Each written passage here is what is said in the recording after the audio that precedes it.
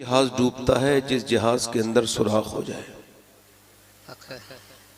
मतलब ये वही जलील होता है जो अपनी बातें दूसरों को बता दे, सबको अपना दुख ना बताएं, सबको पेट नहीं दिखाना होता, सबके हाथों में मरहम नहीं है, सबको जख्म ना दिखाओ। अगर अपने जख्मों की नुमाइश करते रहोगे, ऐसे ही जिंदगी गुजारते रहोगे तो लोग तुम्हें जलील करते रहेंगे। अपने हाल सबको ना बताओ। सैयदना शेख मुहियुद्दीन अब्दुल कादिर जीलानी गौसुल आजम इरशाद फरमाते हैं, सबको हाल बताओगे तो बेहाल हो जाओगे, हाल उसे बताओ जो हाल बदल सकता है। सुभान अल्लाह। मेरी बहनें भी सुन लें, थोड़ी देर खामोश हो जाएं। मेरी बेटियां, मेरी बहनें, सबको हाल ना बताओ। मौला अली फरमाते, जब तक तूने अपनी परेशानी किसी से बयान नहीं की ना, तब तक तेरी इज्जत तेरे हाथ में है। और जब तूने डर के, गम को बर्दाश्त न करके अपनी परेशानी को लोगों को बता दिया, तो अब तू जिल्लत की तरफ शुरू हो गया चलना। लोगों के सामने रो, अंधे के सामने रो, अपने भी नैन खो, क्यों इधर उधर रोते हो। अल्लाहु अकबर। मेरे गौसुल आजम फरमाते हैं, अल्लाह की शिकायतें करनी है तो उससे किया करो जो अल्लाह से ज्यादा मेहरबान हो। है कोई? तो फिर ये गर्मी बड़ी हो रही है, ये सर्दी बड़ी हो रही है, मुझे उसने बड़ा सताया है, वो किसको बताते हो? वो लोग इसलिए नहीं है, वो तो खुद परेशान है, उनसे क्या बात बता रहे हो? बताना है तो उसको बताओ कि जिसने सारी परेशानी तुम्हारी दूर कर देनी है। मौला अली फरमाते हैं, जो रब के सामने झुकता है वो सबके सामने नहीं झुकता, और जो सबके सामने झुकता है फिर वो रब के सामने नहीं झुकता। अपनी जिंदगी में ये बात आज से ऐड कर लें। कभी गर्मी, परेशानी, बीमारी का इलाज किसी से, सर में दर्द हो गया एक आदमी के, तो सर पे पट्टी बांध के जा रहा था बसरा की गलियों में, तो राबिया बसरी ने उसको पूछा, ये तेरे सर में क्या हो गया, पट्टी बांधी है? कहने लगा, मेरे सर में दर्द है। तो राबिया बसरी ने उसकी पट्टी को पकड़ा और नोच दिया। शर्म नहीं आती तुझे? मालिक ने सेहत दी तो किसी से नहीं कहा अल्लाह ने सेहत दी है। एक दिन सर में दर्द दे दिया तो पूरे इलाके में जाकर के उसकी शिकायतें करता फिरता है। ये इंसान बड़ा नाशुक्रा है, इसको अल्लाह खूब रिज़्क दे। जब कारोबार चलेगा तो किसी को फोन करके नहीं कहेगा कि कारोबार चल रहा है, अल्लाह का शुक्र है। जैसे ही कुछ दिन परेशान हुए, हालात थोड़े से बिगड़े, तो फिर सबसे शिकायत कर देगा, मेरा कारोबार ठीक नहीं। ओए, अल्लाह इम्तिहान लेता है मेरे दोस्त। जब परेशान हो जाए, याद रख, कारोबार चलते चलते जब रुके तो ये ना समझना कारोबार खराब हुआ है, बल्कि ये समझना अल्लाह चाहता है तू उसके सामने झुके, ताकि तू पैसे ही कमाता रहेगा तो तुझे अल्लाह का भी याद आएगा, फिर तो तू बिल्कुल गफलत में ही चला जाएगा।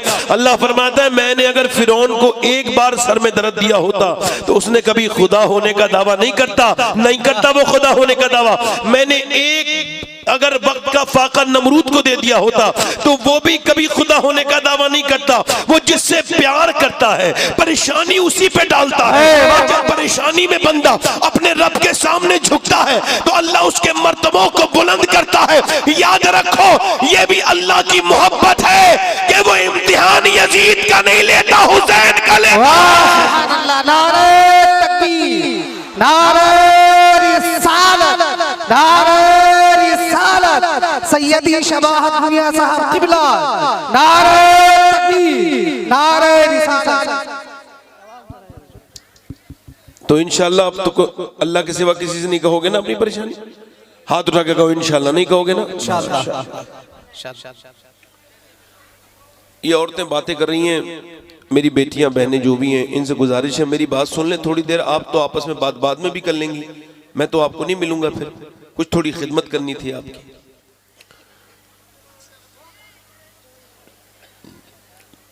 अच्छा, राशिद निजामी तो पढ़ लिया, 2-3 शेर हम भी पढ़ दें। और तो कोई नियत नहीं, मगर ये जरूर है कि अल्लाह ताला आपको मदीना दिखा दे। आमीन आमीन पढ़ दूं 2-3 शेर? इंशाल्लाह जरूर।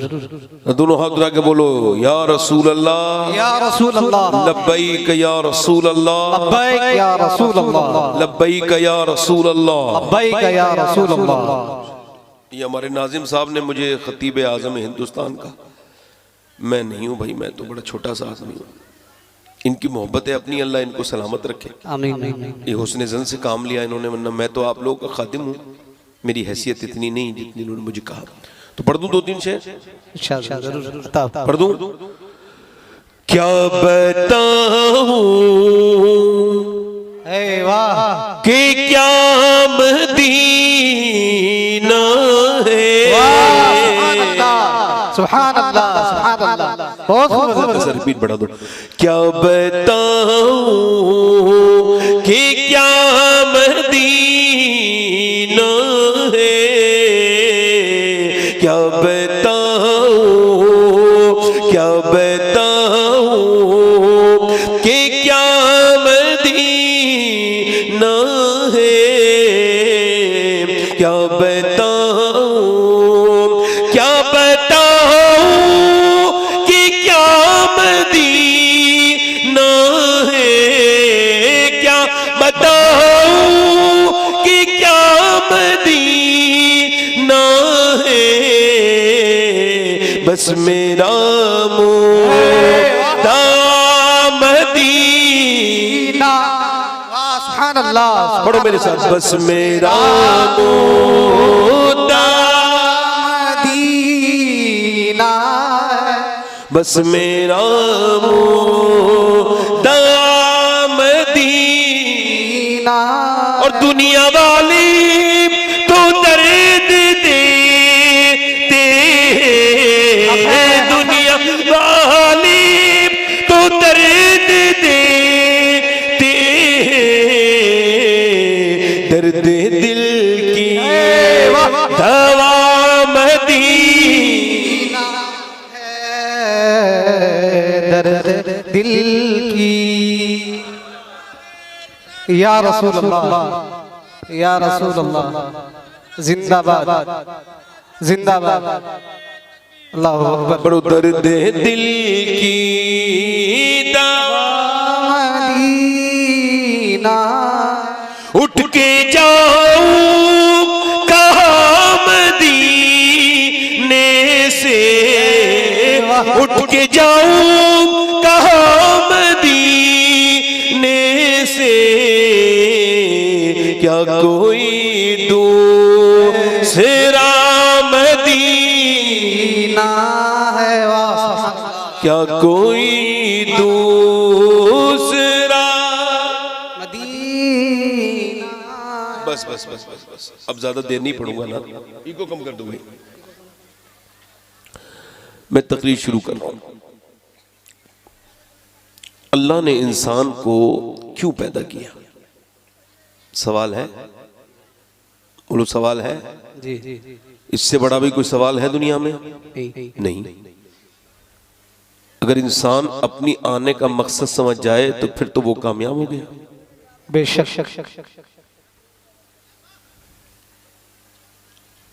आपने ये समझ लिया कि सोने के लिए अल्लाह ने आपको पैदा किया है? सिर्फ नहीं, सिर्फ खाने के लिए जानवर बड़े हैं, सिर्फ पीने के लिए जानवर बड़े हैं, सिर्फ पैसा कमाने के लिए। काफिरों के पास बहुत पैसा है। अल्लाह ने आपको क्यों पैदा किया? मुझे क्यों पैदा किया? इसका जवाब कोई दानिश्वर नहीं देगा, इसका जवाब कोई फलसफी नहीं देगा कि अल्लाह ने औरतों को क्यों पैदा किया, मर्दों को, इंसानों को क्यों पैदा किया। इधर जो लोग बात कर रहे हैं इस तरफ, ये एक साहब से गुजारिश करता हूं कि एक ही साहब चाहे जाएं कमेटी के, मगर इनसे हाथ जोड़ के कहें खुदा के वास्ते हुजूर की बातें हो रही हैं, अब अपनी बातें बंद कर लो। बड़े अच्छे लोग हैं ये जो इतनी रात में इतनी जोर से बोल रहे हैं। मैंने अच्छा ही कहूंगा, बुरा तो मैं किसी को कहता ही नहीं। दिल लग रहा है आप लोगों का? नहीं लग रहा है? अच्छा, आपको क्या लगता है ये मोबाइल आप हाथ में लगे रहेंगे, रखे रहेंगे तो आपके हाथ थक नहीं जाएंगे? आप मुझे सुन ही नहीं पाएंगे। ऐसे तो जने कहां से कितनी भी मेरी वीडियो आपको मिल जाएंगे जी, मगर मैं नहीं मिलूंगा आपको। जी, आप मेरी बात सुन रहे हैं? सुनो, नौजवान लड़के को यह खबर है कि अल्लाह ने उसको क्यों पैदा किया है? अगर उसको खबर होता तो वो इस तरह अपनी जिंदगी बर्बाद और जाया नहीं कर रहा होता। अगर औरतों को खबर होती कि अल्लाह ने उनको क्यों पैदा किया है तो वो इस तरह दुनियादारी में लग करके अल्लाह को भूल न गई होती। अगर आज के जमाने के लोगों को यह खबर होती कि अल्लाह ने उनको क्यों पैदा किया है, चूंकि इमाम मालिक फरमाते इंसान दो बार पैदा होता है, एक बार अपनी माँ के पेट से पैदा होता है और एक बार तब पैदा होता है जब वो ये समझ जाए कि अल्लाह ने उसे पैदा क्यों किया है। यानी इंसान तो हर जगह पैदा होते हैं, सुभान अल्लाह, मगर जो अपने आप को पहचान जाए वो कामयाब है। हक है। वाह वाह वाह, यानी इंसान दो बार पैदा होता है, एक बार पैदा होता है तो दूसरी बार तब पैदा होता है जब वो अपने आप को पहचान जाए। तो मतलब इसको जरा करीब किया जाए तो ऐसे समझो कि इंसान एक बार जब पैदा होता है तो उमर बिन खत्ताब होता है और जब वो पहचान लेता है अपने आप को तो फारूक आजम बन जाता है। सुभान अल्लाह, नारे तकबीर, नारे रिसालत, नारे रिसालत, सुभान अल्लाह, सुभान अल्लाह। फिर वो शिकायतें नहीं करता, फिर वो झगड़े नहीं करता, फिर वो गालियां नहीं देता, फिर किसी का दिल नहीं दुखाता। उसको खबर होती है अल्लाह से। अल्लाह से पूछो ना, इसका जवाब कोई दानिश्वर नहीं देगा, कुरान से पूछो। जब कुरान से पूछोगे कि अल्लाह ने इंसान को क्यों पैदा किया तो अल्लाह फरमाता है मैंने इंसान को अपनी इबादत के लिए, और एक जगह इरशाद फरमाता है मैंने मौत और जिंदगी इस वजह से बनाई कि इंसान परखे जाएं। हम हर लम्हा सांसें हमारी मौत के करीब जा रही हैं, एक सांस और मौत के करीब। हम जिंदगी से दूर होते चले जा रहे हैं, आखिरत के करीब होते चले जा रहे हैं। एक लम्हा भी कोई कितना भी ताकतवर हो मगर एक मिनट भी अपनी जिंदगी का अपनी मर्जी से ना जी सकता है ना रोक सकता है। बेशक, देखो मैं आपको ना तो हंसा पाऊंगा ना आपसे फालतू बात कर पाऊंगा मेरे भाई। एक तरफ बैठ जाओ, ठीक से मुझे दाद भी मत दो मगर सुन लो, ध्यान से बैठ जाओ, सुन लो, बात ना करो आपस में। बात जो आवाज आती है वो अच्छा नहीं लगता है। अगर इंसान ये समझ जाए ना कि उसके साथ होना क्या है। एक बार कुछ जवान लड़के मदीने के चौराहे पे हंस रहे थे, कह कहा लगा रहे थे जोर जोर से। हुजूर का गुजर हुआ, सरकार ने उनको देखा और फरमाया तुम जो इतने कह कहे लगा रहे हो क्या तुम कब्र का हिसाब किताब कर चुके हैं? अल्लाह, तुम जो इतने खुश हो क्या तुमने कब्र की अंधेरी देख ली? क्या तुम अल्लाह के सामने खड़े हो गए? हो इंसान जरा गौर तो कर, जरा सोच तो, जिंदगी कैसे गुजर गई। अल्लाह फरमाता है मैंने इंसान को अपनी इबादत के लिए पैदा किया, आजमाइश के लिए पैदा किया, उसको परखने के लिए पैदा किया। अब परखने का मतलब क्या है? इधर देखो, अल्लाह ने आपको और मुझे परखने के लिए पैदा किया तो कैसे परखेगा? सुबह भी परखेगा, शाम भी परखेगा, रात भी परखेगा, दिन भी परखेगा, सुबह भी परखेगा, शाम भी परखेगा। कभी दे के परखेगा, कभी ले के परखेगा, कभी खुशी दे के परखेगा, कभी गम दे के परखेगा। कभी आप याद रखो, कभी खुशी आएगी तो वो देखेगा खुशी में तुम गाफिल तो नहीं हो गए, फिर जब वो तुमको गम देगा तो ऐसा तो नहीं कि तुम नाशुक्रे बन गए। अब वो आपको परख रहा है। यानी सुबह सुबह का वक्त है, बहुत ज्यादा तेज सर्दी है और एक नौजवान अपने बिस्तर में लेटा है, अचानक अजान की आवाज आई। गहरी नींद थी मगर अजान ने उसको उठा दिया। उसके ईमान ने कहा चलो नमाज पढ़ ले, उसके नफ्स ने कहा नहीं अभी बड़ी सर्दी है, बाहर निकलेगा सर्दी लग जाएगी। ईमान कह रहा है नाना एक बार कजा हो गई नमाज तो फिर न मिलेगी, चल उठ जा। अब वो नफ्स कह रहा है नाना सो जा, ईमान कह रहा उठ जा। अल्लाह फरमाता है मैंने इंसान को पैदा किया, उसके साथ अपने दुश्मन नफ्स को भी पैदा किया। ये जो गुनाहों पे उभारता है ये नफ्स है, ये जो नेकियों से रोकता है ये नफ्स है। ये कुत्ता भौंकता ही रहता है जब तक अपनी मर्जी ना करा ले। सो जा सो जा, वो कह रहा है थोड़ी देर सो जा, बाहर सर्दी बड़ी है, अगर हाथ डालेगा पानी में तबीयत बिगड़ जाएगी। मगर ईमान कह रहा है चल चल नमाज कर, हराम कर, नमाज छोड़ना हराम है, चल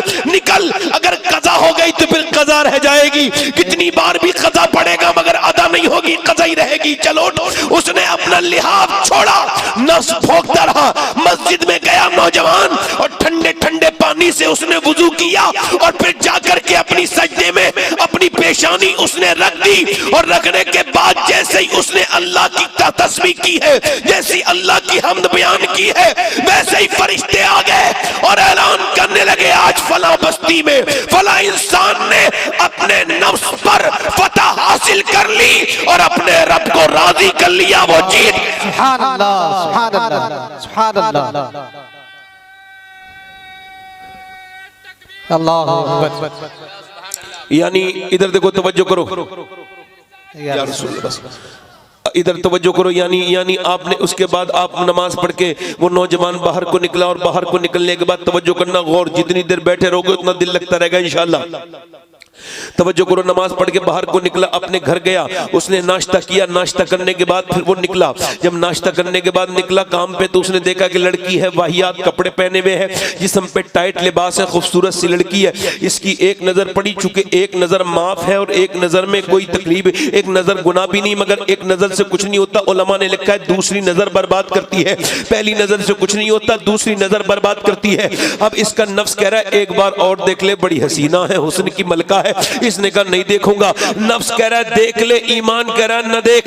नफ्स कह रहा है चल देख ले, नजर उठा ले, बड़ी हसीना है, निकल गई तो फिर क्या होगा, देख ले नजारा बड़ा खूबसूरत है, नजरों को तस्कीन दे ले। इसने कहा नहीं नहीं, ये आंखें अगर मेरी होती तो देख लेता। मेरे नबी फरमाते हैं जिना खाली जिना नहीं होता, जो फिजिकल किया जाए, मिलके किया जाए। सरकार फरमाते आंखों का भी तो जिना जिना है, यानी किसी लड़की को शहबत के साथ देखना देर तक, ये भी तो जिना है। मेरे नबी फरमाते हैं कयामत के दिन आंखें गवाही देंगी। अच्छा मुझे बताओ आपने क्या समझ लिया मेरे दोस्त, मेरे भाई क्या समझ लिया नौजवान, ये बता मेरे छोटे भाई तूने क्या समझा।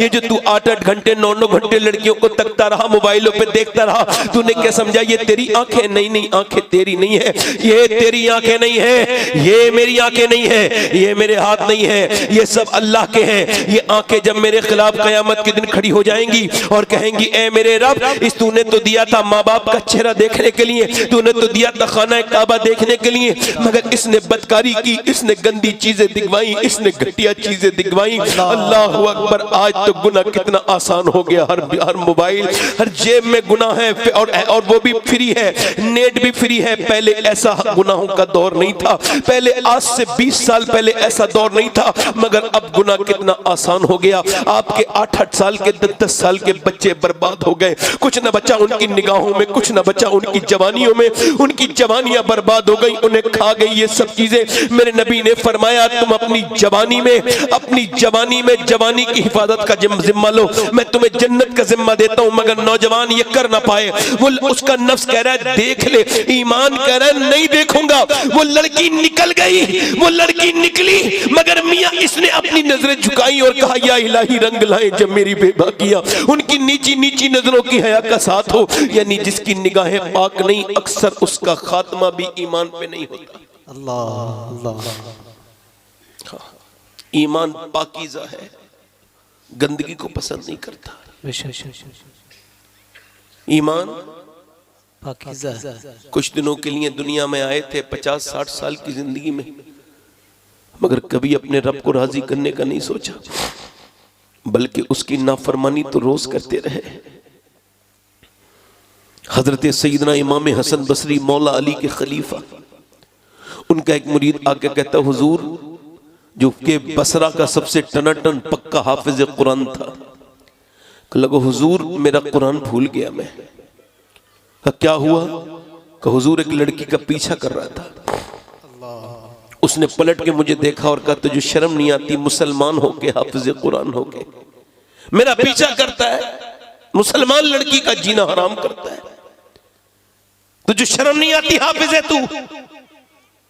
कहते हैं इतना सुना था मुझे घबराहट पैदा हो गई, मैं हुजूर वहां से तो आ गया, फिर कुरान पढ़ा तो निकल गया सीने से, एक भी आयत याद नहीं। कल तक एक बार मैं कुरान पढ़ देता था, आज पूरा कुरान निकल गया। हुजूर मेरे लिए दुआ कर दें, अल्लाह मुझे माफ कर दे। हजरत इमाम हसन बसरी रोने लगे और कहने लगे मैंने अब तक जितने लोगों को बुरा खात्मा होता देखा है वो सब वो लोग थे जो निगाहों के पाक नहीं थे, जिनकी तन्हाइयां पाक नहीं थी।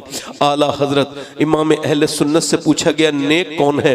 आपने फरमाया नेक वो है जो तन्हाई में नेक है, नेक वो है जो मोबाइल देखते वक्त गंदी तस्वीर को हटा दे, नेक वो है जो गंदी तस्वीर पे अपनी नजर न रखे, नेक वो है जो समझ ले कि गंदी वीडियो देखना भी जिना है। अल्लाह अकबर। मैं पूछना चाहता हूँ मेरे दोस्त, क्या अल्लाह ने तुझे इसी वजह से दुनिया में भेजा था कि तू ये बदकारी करता रहे, हरामकारी करता रहे? इमाम हसन बसरी ने उस हाफिज कुरान के लिए दुआ की, अल्लाह ने कुरान वापस कर दिया। मगर कहाँ हसन बसरी की तना पीर है और कहाँ वैसे मुरीद है और कहाँ किसको एहसास है? अब तो कितने गुनाह कर करके भी एहसास नहीं है, बिल्कुल ईमान कमजोर हो गए, बिल्कुल कहीं के नहीं बचे। नौजवान जरा गौर तो करो, आप पैसा पैसा कमाने के चक्कर में है। एक नौजवान लड़का था, जरा सिर्फ पैसा कमाने के लिए नहीं, अल्लाह फरमाता है हाकुम तकासुर हत्ता ज़ुरतुमुल मकाबिर कल्ला सौफा तअलमून सुम्मा कल्ला सौफा तअलमून। तुम्हें गाफिल लक्का माल की ज्यादा तलबी ने, यहां तक कि तुमने कब्रों के मुंह देख लिए। साफ साफ आयत है, पैसा कमाना बुरी बात नहीं, मगर पैसा पैसा पैसा ये लालच है। हुजूर फरमाते मेरे आका, अगर इंसान को एक जंगल भर के अल्लाह सोना हीरे जवाहर दे दे तो उसको ये ठिकाने लगा के दूसरे दिन नए जंगल की तलाश में निकलेगा, ये भरेगा नहीं। अल्लाह फरमाता है कल्ला सौफ तालमून, हाँ हाँ जान जाओगे। फिर कहता है सुम्मा कल्ला सौफ तालमून, फिर हाँ हाँ जान जाओगे। यानी सुम्मा इस्तेमाल कर रहा है, सुम्मा का मतलब फिर। अल्लाह कह रहा है समझा रहा हूं, फिर समझा रहा हूं, मान जाओ। ये दौलतें, ये शोहरत है तुम्हारी, यहीं रखी रह जाएंगी। एक लड़का था, गाने गाता था पड़ोसी मुल्क में, गाना गाते गाते फेमस हुआ, एक मर्सिडीज जीती, दूसरी मर्सिडीज महंगी कार करोड़ों रुपए की होती है, उसके बाद पैसा, डॉलर, यूरो, इतना गाने में फेमस हो गया, पूरी दुनिया में गाना गाने जाने लगा। लंदन में गाना गा रहा था, 19 साल की उम्र में शादी कर ली, अपनी मर्जी की लड़की से अपना घर बनवाया, 2 शहरों में 2 घर, नौकर चाकर, बेहतरीन गाड़ियां, बेहतरीन जिंदगी, रॉयल जिंदगी जी रहा है। मगर फिर एक दिन क्या हुआ, गाना गाते गाते 24 साल की उम्र में गिर गया। जब चेकअप हुआ तो डॉक्टर ने रिपोर्ट जब दी तो पैरों के नीचे की जमीन निकल गई, सारा गुरूर रखा रह जाता है। डॉक्टर की एक रिपोर्ट के लायक नहीं इंसान, एक रिपोर्ट आ जाए ना तो बड़े बड़ों का गुरूर हमने खत्म होते देखा है, उनको खड़े खड़े बैठे देखा है, उनको रोते देखा है। जब उनको बताया जाता है कि अब तुम नहीं बचोगे, उससे कहा तेरे दोनों गुर्दे फेल हो गए और अब तुझे डायलिसिस मोड पे आना पड़ेगा। अब दोनों गुर्दे जब फेल हो गए और डायलिसिस मोड पे अब वो शुरू हो गया। अब डायलिसिस किसको कहते हैं? खून निकाला जाता है, एक हफ्ते एक महीने में 4 बार इंसान के गुर्दे धोए जाते हैं, उसको डायलिसिस कहते हैं। अब जरा मुझे बताइए आप, 20-25 हजार रुपए लगते हैं एक लड़के का, ये उसकी एक लड़के की कलाई ऐसे हिल रही थी। मैंने कहा क्या हुआ? रोक के बोला दुआ कराने आया हूं। मैंने कहा क्या हुआ? कह लगा डायलिसिस होता है मुझको। मेरे बाप ने जमीन भी बेच दी, मेरे बूढ़े बाप ने अपना गुर्दा भी दे दिया, मगर मैं अकेले लड़का हूं, मैं बच नहीं पाया, मेरी तबीयत ठीक नहीं हो पाई, दुआ कर दो कि मैं बच जाऊं। सैयद साहब, सारी जमीन मकान बिक गया। कभी आपने कभी सोचा ये आपके पास गुर्दे हैं, अल्लाह की कितनी बड़ी नेमत है? कभी कोई आदमी ऐसा बैठा है, मेरी बहन ऐसी बैठी है जिसने गुर्दे के लिए 2 रकत नमाज पढ़ी हो, अल्लाह तेरा शुक्र है मेरे गुर्दे अभी तक खराब नहीं, वरना जाके देखो पटना, वरना जाके देखो जो है वो कलकत्ता, बड़े बड़े शहरों के अस्पतालों में जाके देखो जिनके गुर्दे खराब हो गए, उनके चेहरे फूले हुए हैं, उनको लगातार डायलिसिस हो रहा है, वो बिल्कुल रोज मर रहे हैं। कभी आपने भी सोचा, कभी गौर किया आपने? मुझे कश्मीर में एक आदमी ने टेलीफोन किया, आपकी तकरीर करानी है। मैंने कहा मेरे पास वक्त नहीं। कहने लगे सैयद साहब आपके पास तो वक्त होगा, मगर जो तकरीर सुनना चाहता है आप उसके पास वक्त नहीं। मैंने कहा क्या हुआ? कहने लगे एक साहब कैंसर पेशेंट है, वो आपकी तकरीर सुनना चाहते हैं। मैं गया, तकरीर करके कमरे में बैठा था, मैंने पूछा क्या हाल है? उसी कैंसर के मरीज से, उसका नाम मोहम्मद सलीम था, दाढ़ी थी। मैंने कहा क्या हाल है? कहने लगे अल्लाह का शुक्र है। मैं कहा मैंने सुना है आपको कैंसर है। कहने लगे कैंसर की वजह से अल्लाह का शुक्र है। मैंने कहा क्यों? कहने लगे कुछ लोगों को अचानक मौत नहीं आ जाती, कुछ लोगों को एक्सीडेंट से दिल का दौरा पड़ के, मगर अल्लाह का करम है 2 महीने पहले पता चल गया कि तुझे मरना है, क्योंकि डॉक्टरों ने बता दिया। तो मैं कहता हूँ अल्लाह तेरा शुक्र है, तूने मुझे तौबा की तौफीक दे दी। कहता है मैं पहले भी नमाज पढ़ता था, मगर जब से पता चला है कि 2 महीने के बाद एक अंधेरी कब्र में जाऊंगा, ऊपर से तख्ते लगेंगे, ऊपर से मिट्टी ढलेगी, और हुजूर फरमाते हैं कब्र से खतरनाक जगह मेरी नजरों ने नहीं देखी, तो मैं ही कहता हूँ मालिक मैं बड़ा गुनहगार हूँ, कब्र में आऊंगा तो क्या करूंगा, ऐ मेरे करीम, ऐ मेरे करम करने वाले, मुझको माफ कर देना, मैं कैंसर का मरीज हूँ। वो मर गया, अल्लाह उसको बख्शे, मगर ये पैगाम दे के गया मुझे कि मैंने बगैर कैंसर के भी नमाजें पढ़ी थी, मगर जब से कैंसर का पता चला है, जब सर सजदे में रखता हूँ तो आंखें डबडबाने लगती हैं, आंखें डबडबाने लगती हैं, मैं रो देता हूँ। मैं कभी सर्व सजदा जो हुआ कहीं तो जमीन से आने लगी सदा, तेरा दिल तो है सनम आशना, तुझे क्या मिलेगा नमाज में। तूने दर्द लोगों से तो बड़े बयान किए, कभी अपने रब से बयान नहीं किया। जितनी हसरत के साथ तू मालदारों के सामने रोया, कभी अपने रब के सामने तो नहीं रोया। मेरे दोस्त, मेरी बहन सुन, मेरी भाई सुन, आप भी सुनो। एक आदमी को जब वो सांस लेने में दिक्कत तो अस्पताल में भर्ती किया गया, उसको ऑक्सीजन लगाया गया, 1.5 दिन में बिल 90,000 का आया। देख के रोने लगा, बिल का देख के रो रहा है बिल को, तो डॉक्टर ने कहा पैसे ज्यादा लग रहे हैं, कम कर दे। कहा नहीं, अल्लाह ने इतना नवाज रखा है कि तेरा पूरा अस्पताल खरीद सकता हूं। कहा तो फिर रो क्यों रहा है? कहा बस इसी वजह से रो रहा हूं कि तेरे इस अस्पताल में 1.5 दिन सांस लिया मशीन से, तो तूने 90,000 का बिल बिठा दिया। अल्लाह की हवाओं में 80 साल से सांस ले रहा हूं। मैंने कभी सोचा ही नहीं सांस लेना कितनी बड़ी अल्लाह की नेमत है। मैंने कभी सोचा ही नहीं, जिसने गुर्दे का इलाज किया उसे लाखों दे दिए, जिसने दिल का इलाज किया उसे लाखों दे दिए, मगर जिसने दिल और गुर्दे दिए उसके सामने सजदा भी नहीं किया, उस मालिक का कभी शुक्र भी अदा नहीं किया। इंसान की नाक है, नाक के अंदर एक रग है, वो जो दिमाग तक जाती है और वो सूंघने का काम करती है। उस दूरबीन से देखा जा सकता है। न्यूरो सर्जन कहते हैं, ईएनटी स्पेशलिस्ट डॉक्टर कहते हैं कि ये नस अगर ब्लॉक हो जाए तो दुनिया की कोई भी मेडिकल साइंस मिलके इस नस की तरह दूसरी नस नहीं बना सकती।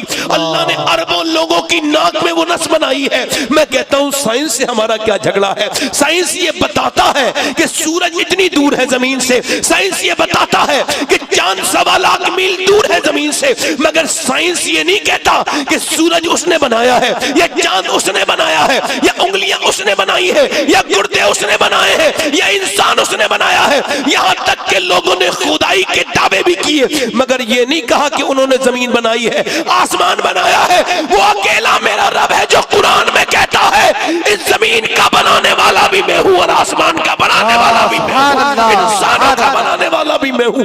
मगर उसी रब की तरफ पलटना है, उसी करीम की तरफ पलटना है मेरे दोस्तों, उसी की तरफ पलटना है। सुभान अल्लाह। कभी उसके सामने झुके, कभी उससे कहा मालिक माफ कर दे, कभी नहीं कहा ना। दिल हमारे बेकार हो गए। वो लड़का मरने के करीब चला गया, नौजवान रो रहा था। उसकी बीवी ने कहा क्यों रोते हो? कहने लगा कल तक आवाज अच्छी थी, सेहत थी, लोग फोटो खिंचवाते थे मेरे साथ, कितनी शोहरत थी मेरी, मगर आज जब बीमार हुआ हूं अपनों ने साथ छोड़ दिया। यार गरीबों की रिश्तेदारी भी कम हो जाती है और अमीरों की रिश्तेदारी भी बढ़ जाती है। गरीब मर जाए तो लोग जनाजों में नहीं जाते, अमीरों के यहाँ तो मुंह दिखाने के लिए जाते हैं। दिल लग रहा आप लोगों को? नहीं लग रहा? और किसी साहब को जाना हो जल्दी से चले जाएं, और आप में से किसी को जाना हो, मैं किसी को अब रोकता उकता नहीं हूं भाई, जिसको सुनना हो सुने भाई, ना सुनना हो जाए अपने घर, है ना। कोई अल्लाह ने सबको दिल थोड़ी दिया है। कुछ लोग तो पत्थर लिए घूम रहे हैं, क्या करोगे? हर धड़कते पत्थर को लोग दिल समझते हैं, उम्रें बीत जाती हैं दिल को दिल बनाने में। सबसे बेहतरीन चीज है दिल। मौला अली फरमाते हैं जब बात कोई ऐसी आई जिसमें तुझे संजीदा होना था, तेरे दिल पे असर होना था, और तेरे दिल पे असर नहीं हुआ तो तू अपने दिल का इलाज कर। तेरा दिल गुनाहों में इतना लग गया कि तुझ पे अच्छी बातों का असर नहीं हो रहा, अच्छी बातों का असर नहीं हो। अभी आप किसी को गाली दे दीजिए, एकदम असर हो जाएगा? हो जाएगा नहीं हो जाएगा? क्यों? चूंकि दिमाग गंदा, जहन गंदा, गुस्सा ऊपर ही रखा है, गुस्सा है, गाली देते ही झगड़ा। और अगर अल्लाह का खौफ दिल में है तो बात आते ही दिल में असर होगा। जरूर होगा, बिल्कुल होगा। तभी तो मैं कहता हूं अपनी जिंदगियों को बदलिए। ये क्या बात है, बड़े जिस्म है, बड़े खूबसूरत बना के फिर रहे हो। मौला अली ने फरमाया कपड़े क्या रंगते हो, रंगना है तो दिल रंगो, बेहतरीन रंगने की चीज दिल है। जरा जोर से बोलो जरा सुभान अल्लाह। वो आदमी मरने की तरफ चला गया, वो नौजवान कल तक जिसकी शोहरत थी, अल्लाह अगर शोहरत दे दे, दौलत दे दे तो गुरूर मत करना, तकब्बुर न करना, बल्कि अपनी नाक सजदे में रगड़ना और कहना मालिक मैं इस लायक नहीं था। क्योंकि शुक्र से ही नेमतें महफूज होती हैं। वो लड़का मरने लगा, बीवी ने पूछा क्यों रोता है, कहने लगा सब मुझे छोड़ के चले गए, अल्लाह ने आवाज दी, मैंने गाने गाए, सोच रहा हूं जितने गाने गाए लोगों ने मुझे छोड़ दिया, गाना सुनने वालों ने। अगर मैंने उतनी मेरे नबी की नाते पढ़ी होती तो मेरे नबी ने मुझे नहीं छोड़ा होता, आज मेरा यह हाल नहीं होता। तभी तो मैं कहता हूं ये जिंदगी क्यों दी गई थी अल्लाह ने, इंस्टाग्राम के लिए नहीं, फेसबुक के लिए नहीं, ये इस वजह से जिंदगी सिर्फ कमाओ खाओ, नहीं नहीं नहीं नहीं, ये जिंदगी सिर्फ इस वजह से नहीं है, बल्कि बरेली से ताज शरिया की आवाज आ रही है। जिंदगी ये नहीं है सभी के लिए, जिंदगी है नबी की, नबी के लिए। ना समझ मरते हैं जिंदगी के लिए, जीना मरना है सब कुछ नबी के लिए। ये तो पोते ने कहा 100 साल के बाद, 100 साल पहले दादा ने कहा था। पोते ने कहा जिंदगी है नबी की, नबी के लिए। दादा बोले जमीनो जमा तुम्हारे लिए, मकीनो मका तुम्हारे लिए, चुनीनो चुना तुम्हारे लिए, बने दो जहां तुम्हारे लिए, हम आए यहाँ तुम्हारे लिए, उठे भी वहां तुम्हारे लिए। वाह सुभान अल्लाह। नारे तकबीर, नारे रिसालत, सरकारे गौसे आज़म कॉन्फ्रेंस, नारे तकबीर, नारे रिसालत। जिंदगी है नबी की, नबी के लिए, यानी तू मुस्कुराए तो नबी के लिए, तू चले तो नबी के लिए। ये नहीं कि तू अमीर के जनाजे पे चला गया, गरीब के पे नहीं गया। गरीब बीमार हुआ तो कोई देखने नहीं गया, कभी गरीब के घर भी तो जाता। मेरे हुजूर फरमाते हैं जब कोई मेरा एक उम्मती दूसरे को बीमारी की हालत में देखने जाता है, सुभान अल्लाह, फरमाते हैं जब तक वो वापस नहीं आता अल्लाह की रजा के लिए, अगर जाता है अल्लाह को राजी करने के लिए। किसके लिए बोलो, अल्लाह को। तो अल्लाह के रसूल फरमाते हैं जब तक वो वापस नहीं आता 70,000 फरिश्ते दुआएं मगफिरत करते रहते हैं। सुभान अल्लाह, सुभान अल्लाह। और यहां तो मियां गरीब की तो कहीं भी नहीं चल रही है? गरीब की कहीं नहीं चल रही। बड़े बड़े पीर आते हैं, बड़ी बड़ी गाड़ियां, बड़े बड़े साफे, बड़े बड़े जुब्बे कुब्बे, बेहतरीन कपड़े। अब गरीब आदमी पीछे पीछे गाड़ी के भाग रहा है, दरवाजा बंद कर लिया मियां ने, अभी हजरत आराम करेंगे। गरीब आदमी बाहर खड़ा है, मालदार मियां के बिल्कुल बराबर में बैठ के नाश्ता कर रहा है, अखरोट बादाम खा रहा है। गरीब बाहर बैठा और रो रहा है, ऐ अल्लाह मैं गरीब ना होता तो पीर मेरी सुन लेता, पीर मेरी सुन लेता। मैंने उसको पकड़ा, अबे मैंने कहा बेवकूफ किसके पीछे भाग रहा है, तेरा दिमाग खराब है? सुन, तूने जितना मियां के पीछे भागा है ना, अगर इतना तू अपने रब के सामने गया होता तो अल्लाह ने तेरे ऊपर करम कर दिया। सुभान अल्लाह, सुभान अल्लाह, सुभान अल्लाह। जी, गरीबों के तो पीर भी नहीं। बोलो तो मैं गलत तो नहीं कह रहा हूं? नहीं, हक है। सही कह रहा हूं या गलत कह रहा हूं? बोलो सही कह रहा हूं है? अच्छा इधर देखो, मेरी तरफ गौर करो, तवज्जो करना, गौर करना मेरी बात पर। मेरी बहनें बैठी हैं, मेरी बेटियां, ये आखिरत की फिक्र करने वाले बच्चे पैदा कहां से होंगे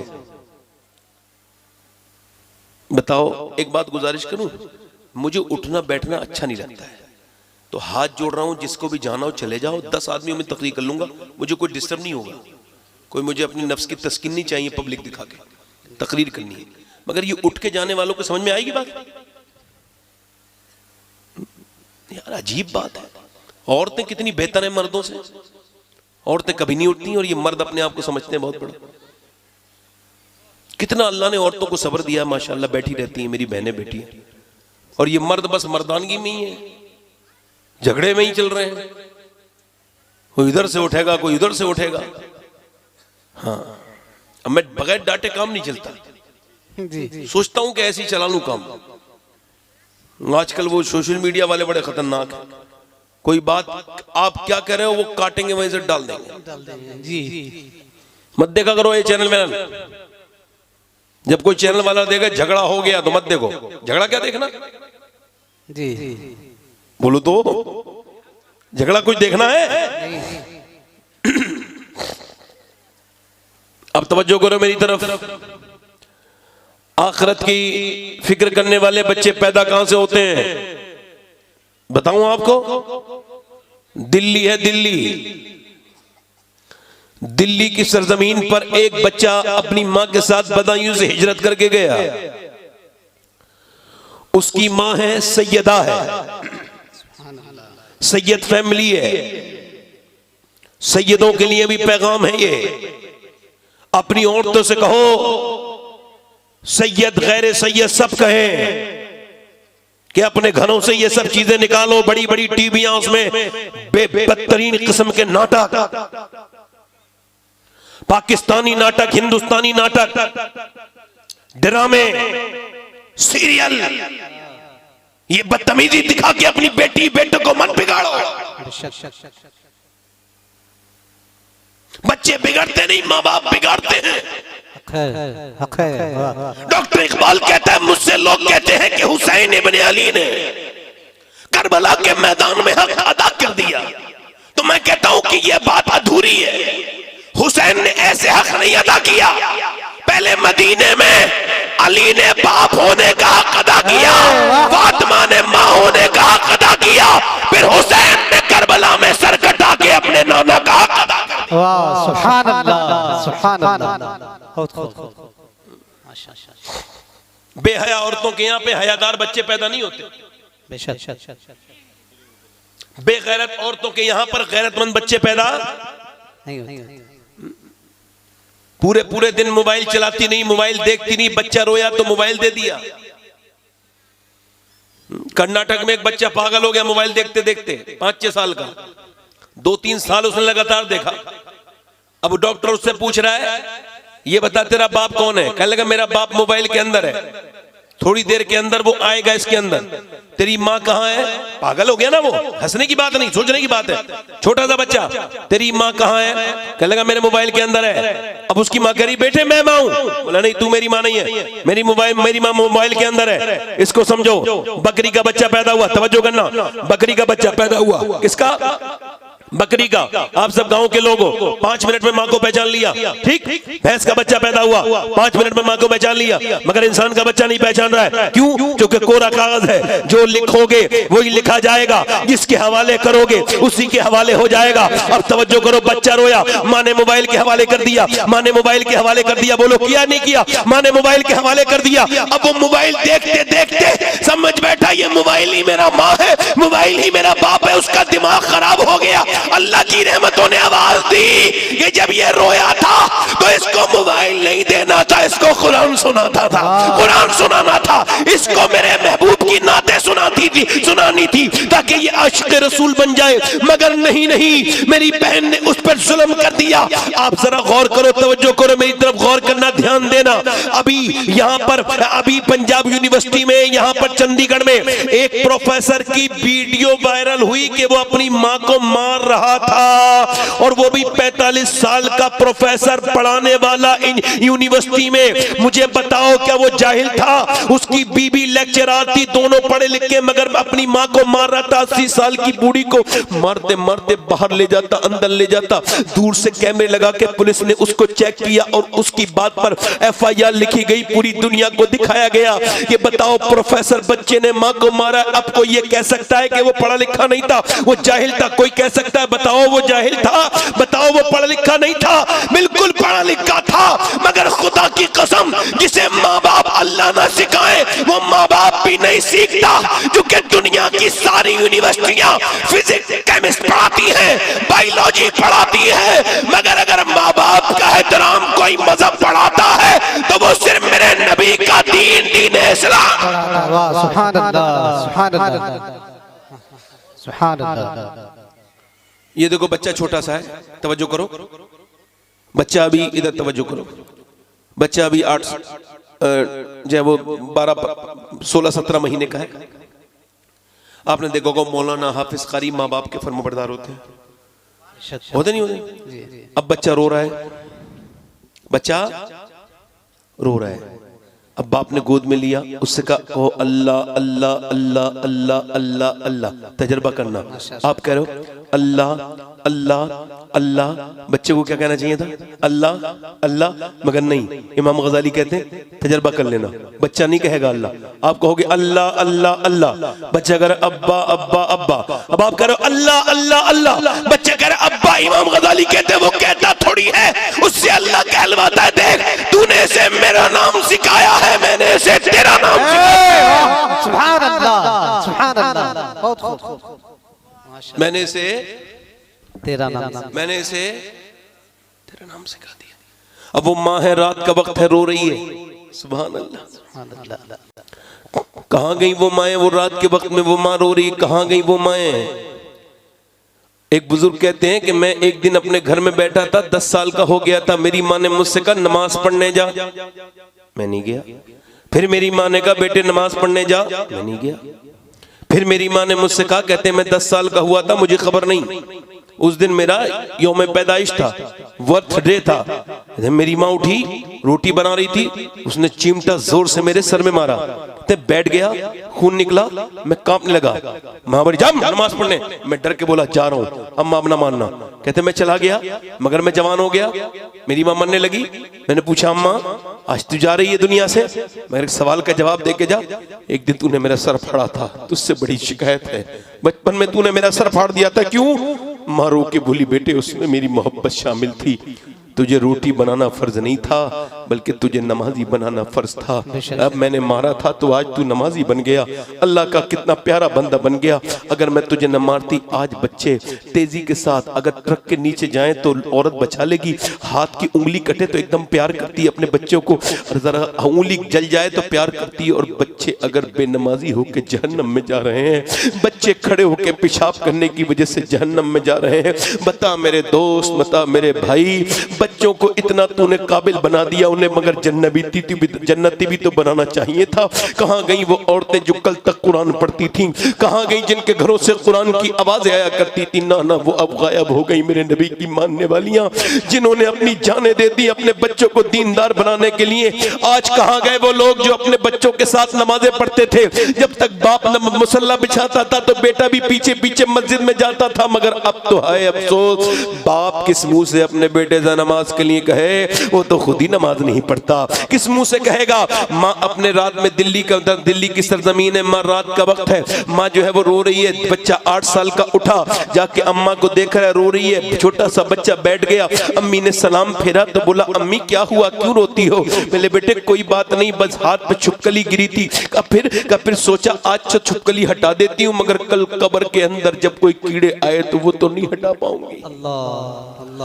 और जात हूँ मेरे बेटे, बस कब्र से डर लगता है, एक कमरे में नहीं रह सकती मेरे लाल, बस तेरी माँ कब्र में जाएगी तो बस यही डर है कि जब कब्र में मुर्दे को रखा जाता है तो कीड़े तेजी के साथ आते हैं अपनी खुराक की तलाश में।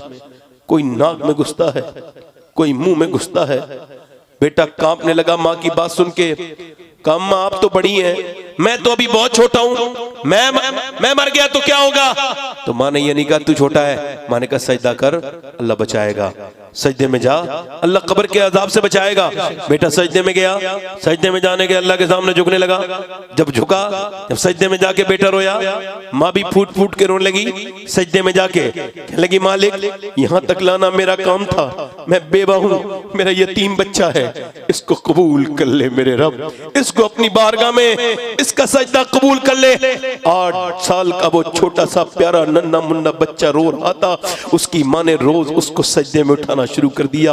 रोज वो जवान हो गया, अल्लाह की मोहब्बत के जाम पीते पीते माँ दुनिया से चली गई, और जब माँ चली गई तो आज वो बच्चा फिर दिल्ली में जवान हुआ, उसका रंग दिल्ली पे चढ़ा, दुनिया ने उसका नाम जाना। मगर जाके देखो दुनिया, जाके देख लो दिल्ली में बादशाहों की, शहंशाहों की बीबियों के नामो निशान नहीं पता, मुगलों की बीबियों के, रानियों के कब्रों के निशान नहीं मिलेंगे, उनके मरकत तुम्हें में नहीं मिलेंगे, मगर जो वो रात को इबादत करती थी ना माँ, उसका मजार 3 बीघा जमीन में दिल्ली के बीच में बना हुआ है, सेंट्रल में, जो अरबों की संपत्ति में लेटी है अकेली। उसके मजार पे हर हफ्ते मेला लगता है। उस माँ का नाम सैयदा सुलेखा उर्फ माई साहिबा है, और पड़ोस में उसके बच्चे का भी मजार है। और मियाँ बादशाहों की कब्रें तो नहीं मिलेंगी, मगर उसके बच्चे के मजार पे रोज मेला लगता है। प्रधानमंत्री भी हाजिरी करने आता है। वो कोई आम बेटा नहीं, उसका नाम निजामुद्दीन महबूब इलाही। वाह, सुभान अल्लाह, सुभान अल्लाह। नारे तकबीर, नारे रिसालत। माशाअल्लाह, बहुत दिल लग रहा है जी जी। और बोलूं, निजामुद्दीन महबूबे इलाही है। तवज्जो करो, मेरी बहनें सुने, आप भी सुने। नबी की नवासी मदीने में कुरान पढ़ रही हैं। कौन पढ़ रहा है कुरान? नबी की नवासी। इस तरह के लोगों से गुजारिश करता हूं, भाई जलसे में मत आया करो। क्यों आते हो भाई? अजीब लोग हैं, अल्लाह माफ करे। दुरूद शरीफ पढ़ लीजिए। अल्लाहुम्मा सल्ली अला सय्यिदना शफीना हबीबना मौलाना मुहम्मद बारिक सल्लम सल्लल्लाहु अलैहि सलातो व सलाम अलैहि या रसूलुल्लाह सल्लल्लाहु तआला। बेटे जिन्हें जाना हो स्टेज पे से भी चले जाएं आप लोग। मैं अकेला कुर्सी बिछा के अगला भी तकरीर कर लूंगा। थोड़ा सा माजरत के साथ माफी चाहता हूँ। मैं आंखें बंद करके तकरीर नहीं करता। तकरीर करता नहीं बंदा, करवाई जाती है जी। उससे करवाई जाती है, थोड़ा सा सुन के, थोड़ा सा बोल के। बिल्कुल मुझे कोई तकलीफ नहीं है, जिन्हें भी जाना हो जल्दी से चले जाएं। मैं कोई भी बात ऐसी नहीं कहूंगा इंशाल्लाह। बिल्कुल जाने जाए, ये तो फालतू काम है, इस पे क्या काम है। मैं तो कह रहा हूं घर जाओ, देखो रुकते कब तक गौरव है। तुम्हें मौत किस दिन खींच के अंदर से निकालेगी, उस दिन तुमको पता चलेगा वो मौलाना बात ठीक कह रहा था। उसकी बात ठीक थी, अगर सुन लेते तो फायदा हो जाता। फालतू बातों में 3-3 घंटे गुजार दोगे। फिल्में ड्रामे देखोगे तो पूरी देखोगे, क्या पता एंड में क्या होगा।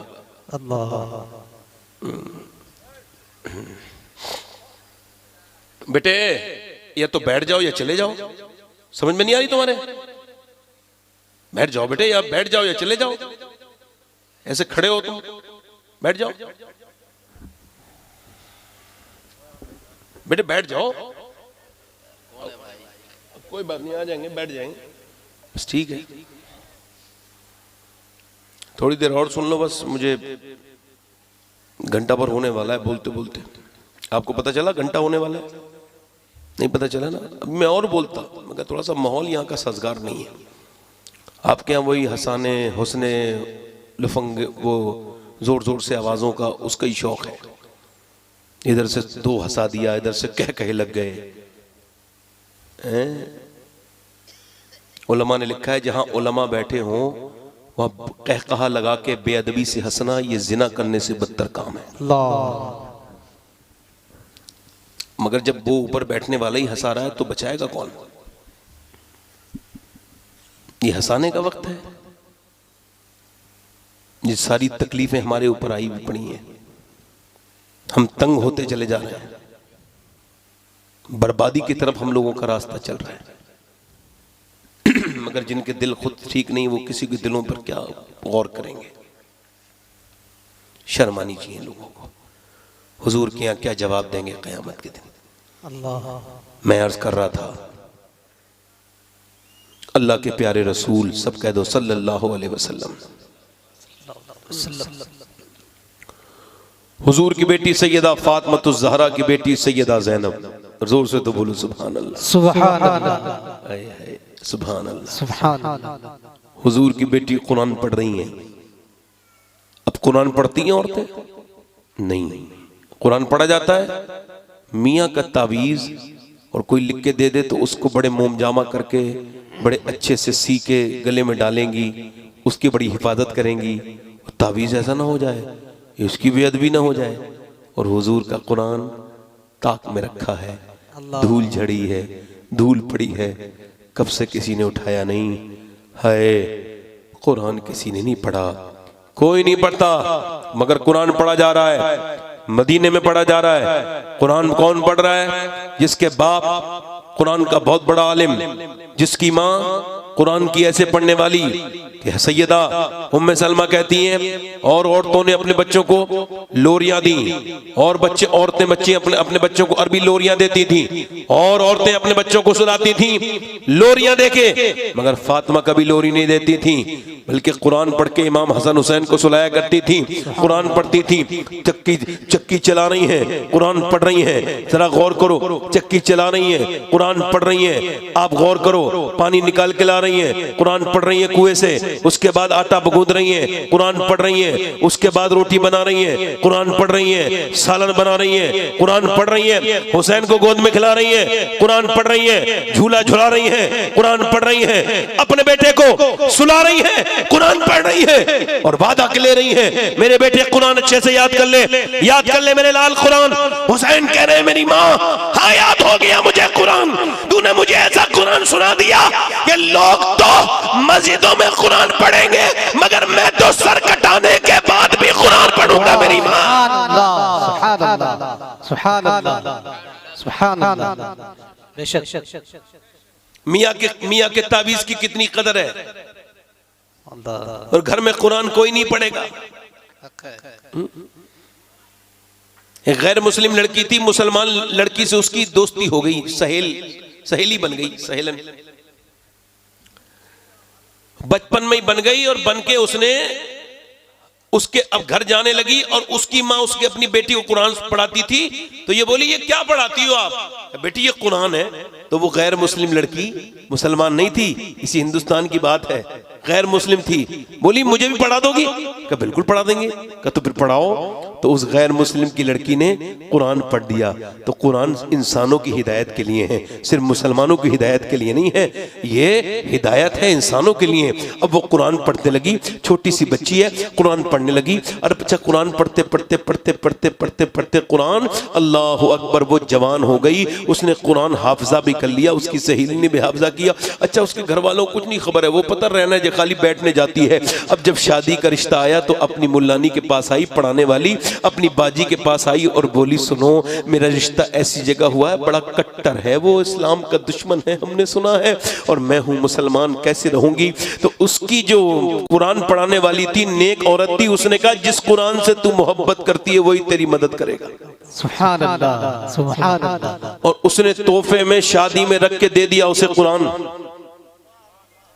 और छुपा के दिया कि वहीं जाके खोलना। उसने अपने ससुराल में जाके कुरान खोला, और जब उसका आदमी चला जाता था तो खूब कुरान पढ़ती थी, खूब नमाज पढ़ती थी, आदमी के सामने नहीं पढ़ती थी, मगर रोती थी, दुआएं करती थी। एक बच्चा हुआ, 2 बच्चे हुए, 3 बच्चे हो गए, मगर उसका आदमी सख्त दुश्मन था मुसलमानों का, नफरत करता था मुसलमानों के नाम से, बड़ा कट्टर आदमी था, मुसलमानों का दुश्मन। मगर सुनो, अल्लाह को करना कुछ और, वो रोज दुआ करती थी, अल्लाह मेरे आदमी को हिदायत अता फरमा, हिदायत का नूर अता फरमा। रोज दुआएं करती थी। सुनो, बीबी अगर नेक हो जाए तो ईमान वाला बना देती है शोहर को। अगर बीबी चाहे तो क्या नहीं कर सकती? बोलो, बीबी चाहे तो आदमी को बदल नहीं सकती है, और चाहे तो क्या नहीं कर सकती है, मगर उनको इतनी तौफीक कहां। उसने रोज दुआएं मांगी, ऐ अल्लाह मेरे आदमी पर अपना फजल फरमा दे, मेरे आदमी पे अपना करम। एक दिन आदमी रोता हुआ आया, मेरी तबीयत खराब है, जब चेकअप हुआ तो फिर घर में रोता हुआ, पैर पटकता हुआ आया और बोला हाय मैं बर्बाद हो गया। का क्या हुआ? का तुम बेवा हो जाओगी, मेरे बच्चे यतीम हो जाएंगे। का क्या हुआ? का मेरे बच्चे अनाथ हो जाएंगे और तुम विधवा हो जाओगी। का क्या हुआ? का मुझको कैंसर है, डॉक्टर ने कहा लास्ट स्टेज पर है, तू मरने वाला है। का फिर अब तो मैं मर जाऊंगा। तो बीबी बोली अगर तुम मुझसे एक वादा करो कि तुम मेरी बात मानोगे ठीक होने के बाद, तो मेरे पास तुम्हारा इलाज है। उसने आंखें फैला के कहा डॉक्टर तो मना कर रहे, तू कैसे इलाज करेगी? का वो तो मैं जानू, मगर वादा करो कि अगर ठीक हो गए तो मेरी बात मानोगे। का बिल्कुल मान लूंगा। का तो फिर ठीक है बैठो। वो अंदर गई, उसको पता था कि उसकी बाजी जी जब किसी को कुरान पे कुछ पढ़ के फूंकती थी तो सूरह फातिहा पढ़ती थी। उसने सूरह फातिहा पढ़ पढ़ के रो रो के अपने आदमी को पानी पिलाना शुरू कर दिया। रोज रो के कहती थी मालिक इस कुरान की बरकतें अता कर दे। रोज वो कुरान पढ़ती थी, अपने आदमी को कुरान का पानी फूंक फूंक के पिलाती थी, रातों को रोती थी। अल्लाह अकबर। 3 महीने गुजर गए, आदमी की हालत ठीक होने लगी। जब हालत और ज्यादा ठीक हुई तो बोली जाओ चेकअप करा के आओ। जब चेकअप करा के आया तो रोने लगा। कहा क्या हुआ? कहा डॉक्टर ने मेरी रिपोर्ट देख के कहा ऐसा लग रहा है तुझे कभी कैंसर था ही नहीं, तेरे जिस्म में कभी कैंसर था ही नहीं, मगर ये बता तूने इलाज किससे किया है? ओ कुरान को भूल जाने वालों, ओ कुरान से दूर रहने वालों, ओ मियाओं के तावीज़ों पे भरोसा करने वालों, सुनो कुरान की क्या तासीर है, सुनो कुरान क्या है। ये कुरान क्या है? ये शिफाओं के लिए आया है, ये मोमिनीन के लिए बरकत के लिए आया है। ये कुरान पूरा का पूरा अल्लाह का कलाम है। ये कुरान वो है जिसमें शक की गुंजाइश नहीं। ये वो कुरान है जो बदल नहीं सकता। ये वो कुरान है, मेरे नबी फरमाते हैं, जो कुरान को पढ़ेगा कुरान कब्र में उसका सहारा बनेगा, कुरान कब्र की तन्हाई में उसका सहारा बनेगा। कुरान हश्र में अल्लाह के सामने कहेगा मालिक ये मुझे पढ़ता था, इसे जन्नत अता कर, इसे जहन्नम से आजाद कर। कुरान तुम्हारी सिफारिश करेगा, कुरान तुम्हारी शफाअत करेगा। वो औरत मुझसे कहने लगा तुमने क्या पढ़ के मुझको फूंका है बताओ? बोली क्या पढ़ के फूंका है बताऊं, बुरा तो नहीं मानोगे? कहा नहीं। कहा जिन मुसलमानों से तुम नफरत करते हो उन्हीं के नबी पर जो उतरा है कुरान वही पढ़ पढ़ के रोज फूंकती थी और कुछ नहीं करती थी। नाराज मत होना, आपने वादा किया था मेरी बात मानोगे। थोड़ी देर देख के रो के लगा, फूट फूट के रोने लगा और कहने लगा ऐसा कर मुझे भी तू मुसलमान बना दे, मैं भी कलमा पढ़ना चाहता हूँ। कहा क्यों? कहा जब मैं कुरान वाले को नहीं मानता था तब तो मेरा कैंसर ठीक हो गया, और अगर मैंने कुरान वाले को मानना शुरू कर दिया तो फिर क्या? वाह सुभान अल्लाह, सुभान अल्लाह, माशाअल्लाह, सुभान अल्लाह। जी हक है। नबी की बेटी कुरान पढ़ रही है, नवासी कुरान पढ़ते पढ़ते सर से दुपट्टा नीचे को गिर गया। सईदा फातिमा आई, कहने लगी ज़ैनब लो सर पे दुपट्टा रखो। 6 साल की बच्ची पे पर्दा फर्ज नहीं, मगर कहा अम्मी आपने सर पे दुपट्टा क्यों रखा? कहा नाना नाराज हो जाते हैं जब कोई लड़की सर पे दुपट्टा नहीं रखती है। रोने लगी सैयदा ज़ैनब। सैयदा फातिमा आई, कहने लगी अब क्यों रोती है, अब तो सर पे दुपट्टा है। ज़ैनब मेरी बिटिया क्यों रोती हो? कहने लगी अम्मी जान नाना से कह देना मुझे माफ कर दे, अगली बार गर्दन कटा दूंगी मगर सर पे से दुपट्टा नहीं हटाऊंगी। अल्लाह अल्लाह। 6 साल की बच्ची को तुमने इंग्लिश किस लिबास पहनाया है? मेरा ईमान है अगर 5 साल की बच्ची के सर पे दुपट्टा रख दो जान दे देगी, सर नहीं नंगा करेगी।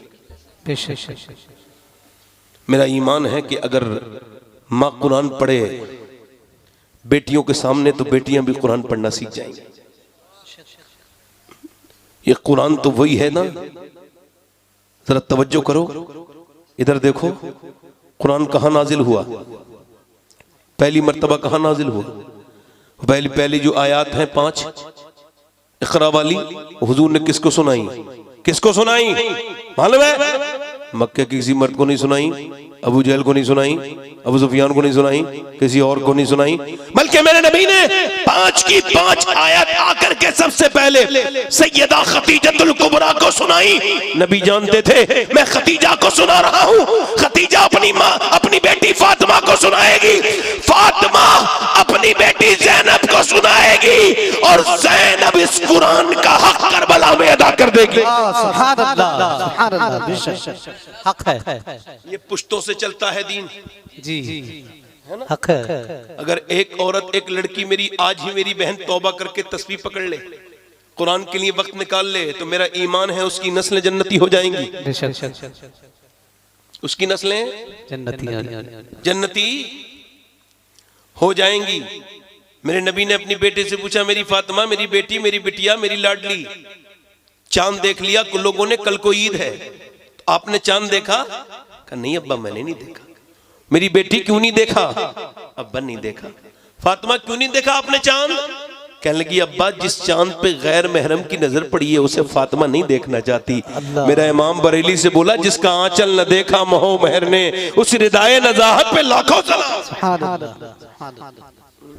उस रिदाए नजाहत पे लाखों सलाम। हजरत मौला अली फरमाते हैं मैं अपने घर में आया, मेरी बहनें सुन लें, अक्सर जो तलाक होती है वो इसी वजह से होती है कि औरतें मुंह बना के रहती हैं जब उनका आदमी घर में आए तो। औरतें सबसे अच्छे से बात करेंगी मगर जिससे अच्छे से बात करना चाहिए उससे नहीं करती, वो उससे मुंह बना के बात करती है, मेकअप भी करती हैं तो वो भी बाहर के आदमी के लिए।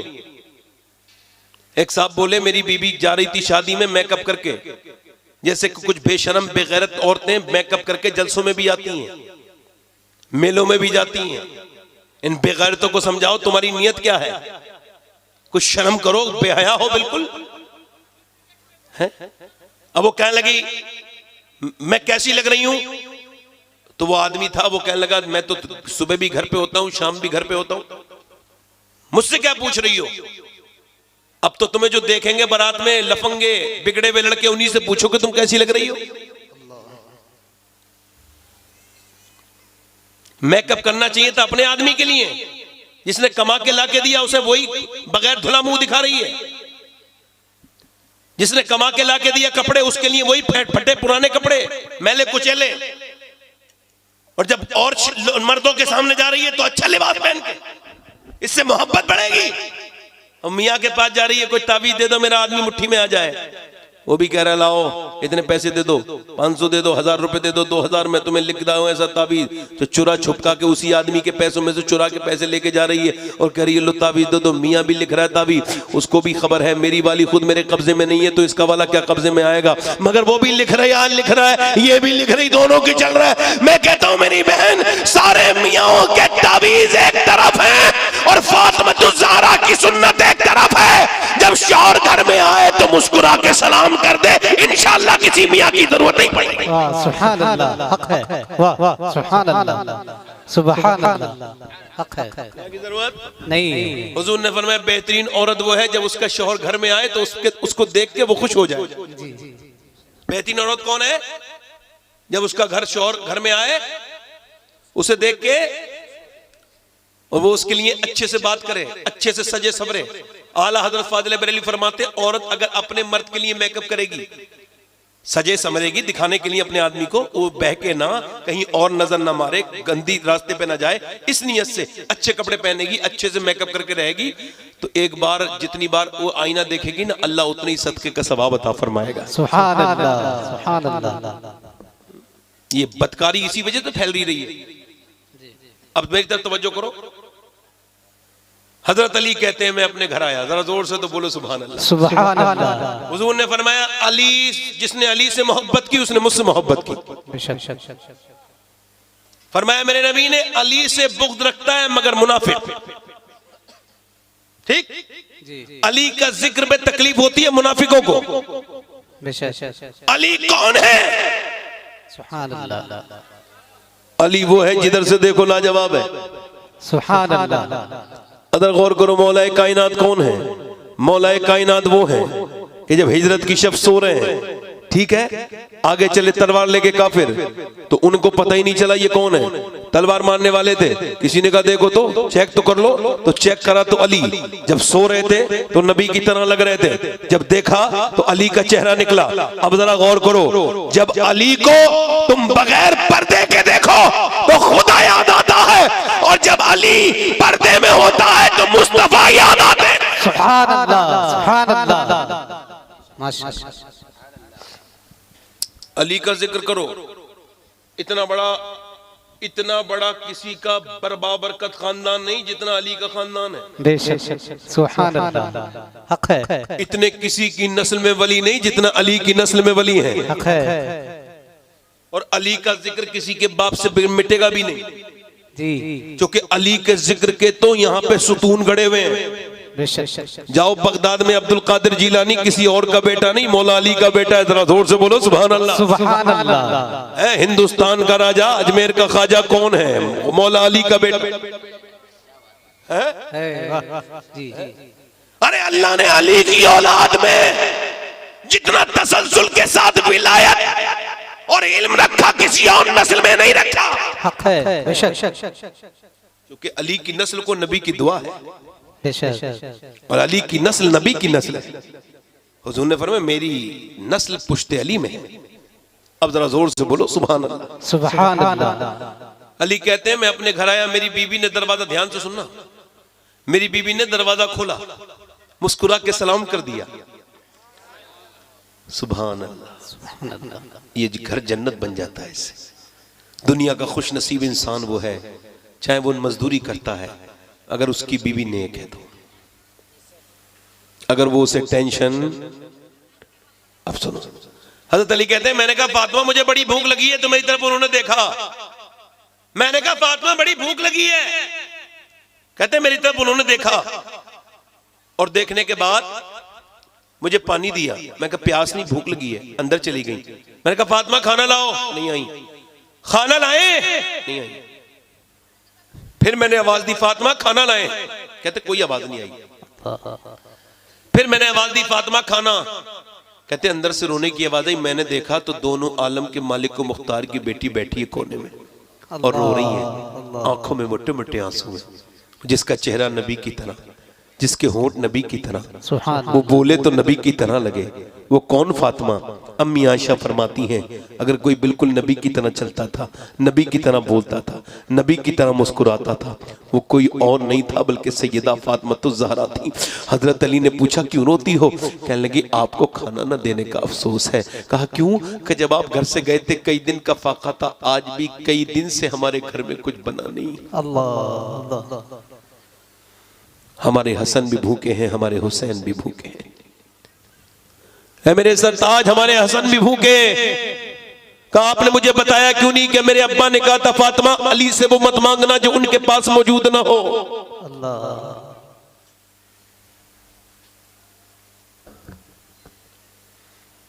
मौला कायनात मौला अली फरमाते हैं कि मैं खड़ा हो गया, फातिमा ने मेरी तरफ देखा और जब मैं खड़ा हो गया तो मुझसे फिर वो रोने लगी। मैंने कहा क्या हुआ फातिमा? कहने लगी आप तो चले गए थे, मेरे अब्बा के घर में 16 दिन से चूल्हा नहीं जला। कितने दिन से बोलो? 16। अली कहते थे मैं खुद भी भूखा था, बच्चे भी भूखे थे, सफर से भी आया था, मगर जब हुजूर का सुना ना तो घर से निकल गया। मैं एक यहूदी के बाग में गया, मैंने कहा मुझसे कोई काम ले लो, मुझे कुछ काम ले लो। उसने कहा एक अगर आप डोल दोगे पानी की तो एक खजूर देंगे। कहते मैंने बड़ी बड़ी डोल निकाली, 17 डोल निकाल के 17 खजूर निकले, दिए मुझे, मैंने खुद नहीं खाए, भूखा था।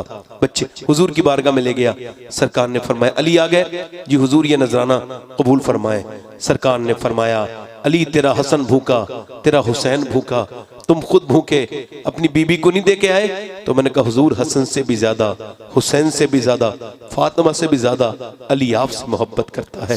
हुजूर ने दोनों हाथ उठा के दुआ की, ऐ अल्लाह मेरा अली मुझसे मोहब्बत करता है, तू भी इससे मोहब्बत कर, तू मेरे अली से राजी हो जा, तू इसकी औलाद से राजी हो जा। हुजूर मेरे घर गए, अल्लाह अकबर। कहते हैं गुठलियां निकाल के हुजूर ने हसन हुसैन के मुंह में गुठली दी, खजूर दी, हसन हुसैन ने खाई। अल्लाह अकबर। नबी ने पूछा मेरी बेटी क्या हाल है? अल्लाह का शुक्र है अब्बा। बेटी बताना क्या हाल है? अल्लाह का शुक्र है अब्बा। फातिमा क्या हाल है? अल्लाह का शुक्र है अब्बा। और मेरी बेटी क्या हाल है? कहने लगी अब्बा 5 दिन से कुछ खाया नहीं, पेट से पत्थर बंधा है। फरमाया फातिमा 5 दिन से कुछ नहीं खाया तो कोई बात नहीं, दुनिया मोमिनीन के लिए नहीं है, आले मोहम्मद के लिए नहीं है। अगर तुमने 5 दिन से कुछ नहीं खाया तो आज मुझे जो है 9 दिन हो गए और 2 पेट से मेरे पत्थर बंधे हुए हैं। अल्लाह अकबर। जरा गौर तो करो, अल्लाह के रसूल की बेटी और अल्लाह के रसूल के सहाबा इकराम वो भीगी हुई रोटी खाते थे, मगर उन्होंने कभी अपने रब को नाराज नहीं किया बल्कि राजी करते थे। नबी की बेटी भूखी प्यासी है मगर बापर्दा है, पर्दे में है, जिसका आंचल न देखा मोह मेहर ने, उस रिदाए नजाहत पे लाखों सलाम। सुभान अल्लाह, सुभान अल्लाह। आखिरी बातें कर रहा हूं, आपको बताऊं, इधर देखो, इधर देखो, आज बड़ा अच्छा जमाना जी रहे हो। अम्मी आयशा फरमाती हैं हुजूर गुठली नहीं फेंकते थे खजूर की, नहीं गुठलियां नहीं फेंकते थे मेरे आका ना। क्या करते थे? फरमाती रख लेते थे, जब भूख बढ़ती थी तो गुठलियां चूस के पानी पी लिया करते थे। अल्लाह। पेट से पत्थर बनता था, दुआ करते थे। क्या दुआ करते थे? ऐ अल्लाह मेरी उम्मत कभी भूखी ना मरे, मेरी उम्मत कभी भूखी ना मरे। यार कौन नबी जब कब्र में लेटे हैं तो हमको याद कर रहे हैं, गारे हिरा में हमको याद कर रहे हैं, अल्लाह की बारगाह में हमको याद कर रहे हैं। आला हजरत फरमाते हैं अपने गुंबद में भी है मेरे नबी, तब भी हम लोगों को याद कर रहे हैं। जो न भूला हम गरीबों को रजा, याद उसकी अपनी आदत कीजिए। मेरे दोस्तों अपने रब से तौबा करो, उससे कहो मालिक माफ कर दे, बड़े गुनाह कर लिए, बड़ी खताएं कर ली। आओ तौबा कब करोगे मेरे दोस्तों? आओ तौबा कर लो। आओ अपने रब से कहो मालिक हमको माफ कर दे। अब अपने घरों में मुसल्ले भी बिछाएंगे, अब तेरे सामने रोया भी करेंगे और तुझसे तौबा भी करेंगे मेरे मालिक। एक आदमी है, उसके पास एक औरत आई है, उसने कहा मुझे कुछ दे दे खाने को। मूसा अलैहि सलाम का दौर है। कहा क्यों? कहा मेरे बच्चे भूखे हैं। वो कहने लगा मैं तो हर रात नई औरत चाहता हूँ, तू रात को आ जाना, मैं तुझे पैसे दे दूंगा। उसने कहा अपना जिस्म बेचने नहीं आई, या चली गई। वापस फिर आई, कहने लगी मेरे बच्चे भूखे हैं, और वो बेहोश होने लगे। कुछ दे दे, रात को आ जाऊंगी, जो तेरा दिल चाहे कर लेना। वो गई और आई, और जब वो आई बच्चों को खिला के, तो उसने उसके हाथ लगाना चाहा, वो कांपने लगी, रोने लगी और बहुत जोर से रोई। क्यों रोती है? पैसे नहीं मिले? पैसे सब कुछ नहीं होते हैं। कहा फिर? कहा पैसे सब कुछ नहीं होते, ईमान भी कुछ होता है। मैं जब सजदा करती हूँ तब भी अल्लाह देखता है, जिना कराने आई हूँ तुझसे तब भी अल्लाह देख रहा है। मैं सोच रही हूँ मेरे मालिक मुझे माफ कर देना, अगर मेरे बच्चे भूखे ना होते, मैं बेवा औरत ना होती, तो बेपना ताकतों वाले मैं कभी जिना न करती। मुझे माफ कर देना, मैं कमजोर हूँ, माँ हूँ, मेरे बच्चे हैं, उनकी वजह से मेरे मालिक मैं रो रही हूँ, तू मुझे माफ कर दे, मुझे रब करम कर दे, मैं माँ हूँ, मुझे माफ कर देना, बच्चों की वजह से ये कर रही हूँ। मजबूर हो गई। जब वो रोई, अल्लाह ने उस आदमी का दिल बदला। बोला ले मैं तुझे अपनी बहन बनाता हूँ, तूने तो मेरा ज़हन ही बदल दिया, तूने मेरी आंखें खोल दी, जा तू इतनी रोती है। फिर वो सजदे में जग गिर गया और कहने लगा मालिक एक दिन आई थी, हाथ तक नहीं लगाया, कितनी रोई है, मैंने तो कितनी इज्जतें लूट ली, मैंने तो कितनी रातें खराब की हैं, मुझे माफ कर दे। अगर मेरे जैसा गुनहगार कोई नहीं तो तेरे जैसा करीब भी कोई नहीं है, अगर मेरे गुनाहों की कोई हद नहीं तो तेरे कर्म की भी कोई हद नहीं है। बेपनाह ताकत वाले मुझको माफ कर दे, मुझको माफ कर दे। सो गया। सुबह को दरवाजा दस्तक हुआ, दरवाजा खोला, कौन? तुम, ये किसका घर है? ये मेरा घर है। क्या नाम है तुम्हारा? ये अल्लाह ने तुझे सलाम भेजा है, मैं अल्लाह का नबी मूसा आया हूँ तुझे सलाम पहुंचाने। कहने लगे मूसा चेक करो, किसी नेक आदमी के घर गए होगे, मैं तो बदकार इंसान हूँ, लड़कियों की इज्जतें खराब करता हूँ, मैं वो नहीं हूँ जिसे आप देख रहे हैं, कोई और होगा। मूसा ने कहा तूने कोई नेक काम किया है? कहा हाँ, रात रोया था। कहा कितना? कहा मेरा चेहरा भीग गया था रोते रोते। क्यों? पूरी बात बता के बोला यूं। तो मूसा बोले सुन, अल्लाह फरमाता है ए मूसा मेरे बंदे के पास जा और उससे कहना उसके आंसू अल्लाह ने कबूल कर लिए, उसका रोना अल्लाह ने कबूल कर लिया। वो कहता है एक बार रो ले बस, इतना कि तेरी आंख का आंसू गाल तक आ जाए, मैं तेरे सारे गुनाह माफ कर दूंगा। आज वक्त है, तौबा कर लो मेरे दोस्तों। हाथ उठा के बताओ कितने लोग हुजूर के नाम पे गर्दन कटा दोगे? दोनों हाथ उठा के बताओ। नौजवानों नीचे हाथ कर लो, जाओ बेटे आगे अंदर चले जाओ, अंदर चले जाओ। हाथ उठा के बताओ कौन कौन हुजूर के नाम पे गर्दन कटा देगा? दोनों हाथ उठा के बताओ, नीचे हाथ कर लो। जो गर्दन कटा सकता है कुछ भी कर सकता है ना, तो एक दूसरे की तरफ ना देखना, मुस्कुराना नहीं। कितने लोग ऐसे हैं जो गर्दन भी कटा देंगे और आज से हुजूर के नाम पे पूरी दाढ़ी भी रखा लेंगे। इस महफिल में वो लोग खड़े हो जाएं जो आज से नबी के नाम पे पूरी दाढ़ी रखाएं, वो खड़े हो जाएं। एक कोई दूसरा आशिक रसूल है इस महफिल रसूल में? दो कोई तीसरा आशिक रसूल है? 100 शहीदों का सवाब। हर नबी के दाढ़ी, हर वली की दाढ़ी। बाहर निकल के आओ, बाहर निकल के आओ, दाढ़ी मुंडाना हराम है, बाहर निकल के आओ, बाहर निकल के आ जाओ, इधर आ जाओ, इधर आ जाए आप जरा इधर।